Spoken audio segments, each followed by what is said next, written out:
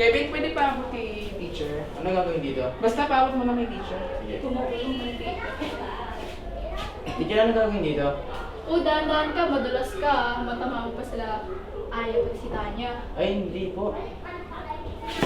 Oh, ayun na sinasabi ko sa inyo. Ano ba ginagawa mo? Hindi ka kasi nakikinig kay teacher eh. Pumunta na kayo doon sa may Ay, clinic. Ikaw, Ay, sorry. kumuha ka na doon ng ano, map. Ang sakit. Hindi ka na.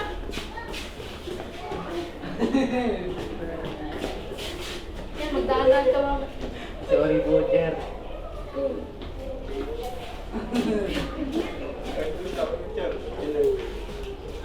We acted, you are in the kitchen with your groupmates. One of your groupmates held a pot with boiling water, then accidentally dropped it on the floor. Lesson learned. Always be careful when handling boiling water and always obey your teacher.